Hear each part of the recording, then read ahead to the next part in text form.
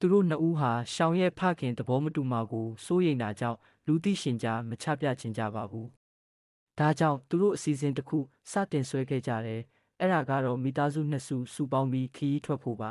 ။ဒါပေမဲ့ရုတ်တရက်ဆိုသလိုရှောင်ရဲ့ဖခင်ဟာကားတစ်စီးပေါ်ကိုချက်ချင်းခေါ်ဆောင်သွားခြင်းခံခဲ့ရပါတယ်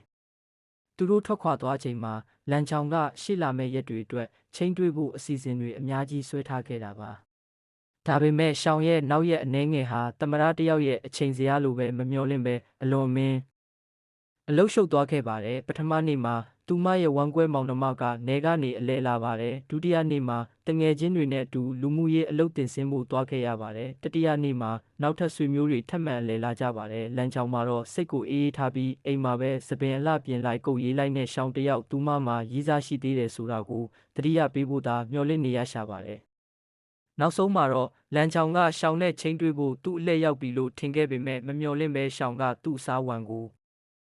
ရုပ်ရှင်ကြည့်ဖို့ဖိတ်လိုက်တာကြောင့်သူဟာဝမ်းနည်းပြီးစိတ်ပြတ်သွားခဲ့ရပါတယ်။ဒါတောင်မှလန်ချောင်ဟာစိတ်ရှည်သီးခံပြီးမေတ္တာရှိစွာနဲ့ပဲသူမကိုရုပ်ရှင်ရုံသွားခွင့်ပြုခဲ့ပါတယ်။ရုပ်ရှင်ရုံရောက်တော့ဝမ်မာရီးစားရှိနေတာကိုတွေးလိုက်ရတဲ့အတွက်ရှောင်တယောက်အံ့ဩသွားခဲ့ပါတယ်။သူမအနေနဲ့ဝမ်ရဲ့ရည်ရွယ်ချက်ကိုမှားယွင်းစွာနားလည်ခဲ့တာပဲဖြစ်ပါတယ်။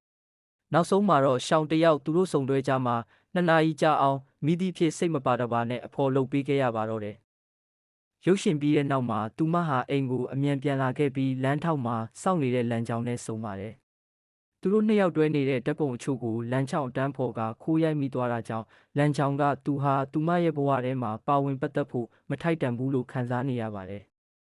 သူကဒါဟာသူကိုယ်တိုင်ကမထိုက်တန်လို့ပဲဖြစ်ဖြစ်ဒါမှမဟုတ်သူမကသူ့ကိုတခါမှမချစ်ခဲ့တာကြောင့်ပဲဖြစ်ဖြစ်လို့ပြောလိုက်ပါတယ်။ချောင်းကတော့ထပ်ပြီးရှင်းမပြချင်တော့ပဲတပြင်းပဲချလိုက်ပါတော့တဲ့နောက်ဆုံးမှာတော့သူတို့နှစ်ယောက်စလုံးစိတ်ကောက်ပြီးတယောက်ကိုတယောက်စိတ်ပြက်လက်ပြက်နဲ့တိတ်ဆိတ်သွားကြပါတယ်။လန်ချောင်ဟာသူ့ရီးစားကဘလောက်တောင်အကျိုးအကြောင်းမရှိဘူးဆိုတာကိုကွန်စီမှာတွားရောက်ညီးတွားပါတယ်။ဒါပေမဲ့ကွန်ကသူ့အနေနဲ့ပြန်လည်စဉ်းစားတဲ့အရေးကြီးတဲ့အချက်အချို့ကိုသတိပေးလိုက်ပါတယ်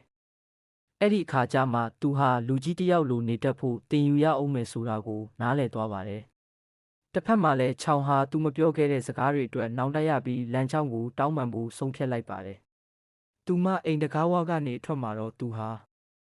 အိမ်ရှိမှရောက်နေတာကိုတွေးလိုက်ရပါတယ်။လန်ချောင်ကသူ့မှာတော့မပါလာဘူးလို့ပြောပေမဲ့သူမကသူ့ကိုအိမ်ထဲပေးမဝင်ပါဘူး။ဒါကြောင့်သူလည်းအပြင်မှာပဲရှောက်သွားနေရပါတော့တယ်။နောက်ဆုံးမှာတော့သူတို့နှစ်ယောက်ထိုင်ပြီးတယောက်ကိုတယောက်တပြိုင်တည်းတောင်းပန်လိုက်ကြပါတယ်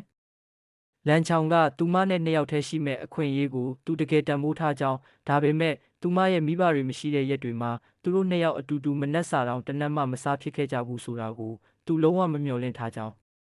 ဖွင့်ဟပြောဆိုပါတယ်။ချောင်ကလည်းဒါကိုမှတ်ထားပါမယ်လို့ကတိပေးလိုက်ပါတော့တယ်။အပိုင်း14အားပေးကြပါဦးနော်။